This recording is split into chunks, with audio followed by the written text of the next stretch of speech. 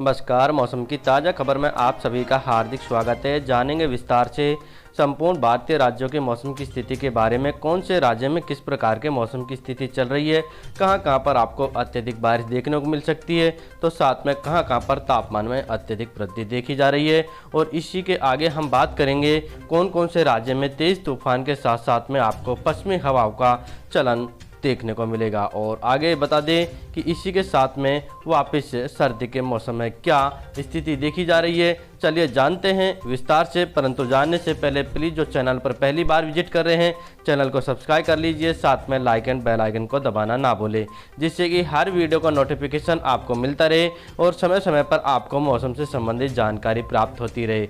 और बात करें तो पिछले हफ्ते अचानक तापमान में हुई वृद्धि से किसान परेशान हो गए थे। किसानों को डर सताने लगा था कि पिछले साल की तरह कहीं इस बार भी असमय गर्मी पड़ने से रबी की फसलें प्रभावित न हो जाए। हालांकि इन किसानों के लिए अब राहत भरी खबर है। मौसम विभाग की माने तो पंजाब हरियाणा के कई इलाकों में सर्द मौसम का सितम जारी है। मौसम विज्ञान विभाग ने सोमवार को यह जानकारी दी। और आगे हम बात करें तो यहाँ पर IMD की रिपोर्ट के मुताबिक दिल्ली में सुबह 8:30 बजे हवा की आर्द्रता की बात करते हैं तो यहाँ पर 56% दर्ज की गई थी। और मौसम वैज्ञानिकों ने दिन में यहाँ तेज हवा चलने का पूर्वानुमान लगाया, जबकि अधिकतम तापमान की बात करते थे यहाँ पर 25 डिग्री सेल्सियस के आसपास पहुँच गया है। और वहीं IMD की रिपोर्ट के मुताबिक राष्ट्रीय राजधानी में सोमवार को न्यूनतम तापमान सामान्य से 2 डिग्री यानी कि 8.7 डिग्री सेल्सियस दर्ज किया गया था, और जबकि अधिकतम तापमान 23.2 डिग्री सेल्सियस दर्ज किया गया।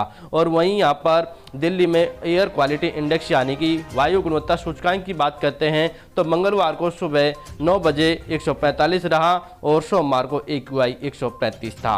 0 से 50 के AQI को अच्छा माना जाता है, जबकि 51 से 100 को संतोषजनक, और यहाँ की 301 से 400 को बहुत खराब, और 401 से 500 के बीच में गंभीर श्रेणी में माना जाता है।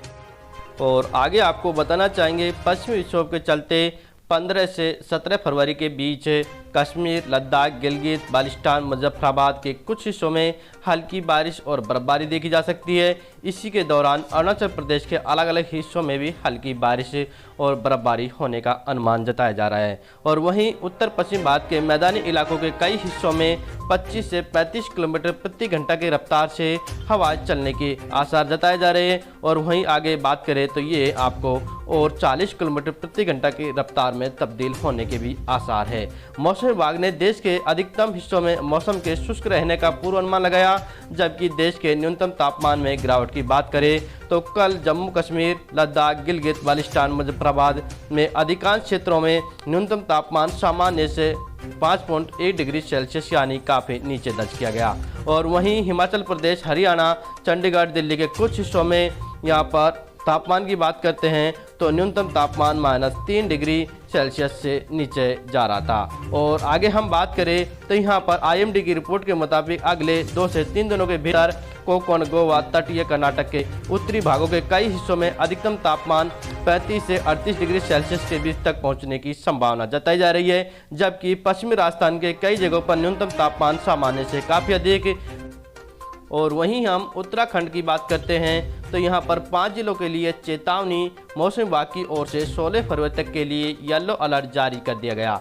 अलर्ट के मुताबिक 16 को उत्तरकाशी, चमोली, रुद्रप्रयाग, बागेश्वर, पिथौरागढ़ में अधिकतम तापमान 8 से 10 डिग्री अधिक रहा, और जबकि 17 से 19 फरवरी तक इन जिलों में अधिकतम तापमान सामान्य से 10 से 12 डिग्री अधिक रह सकता है। और इसी के साथ में आगे हम बात करें तो देहरादून में दिन रात के तापमान में भारी अंतर से अस्पताल की OPD में मरीजों की संख्या अचानक बढ़ गई।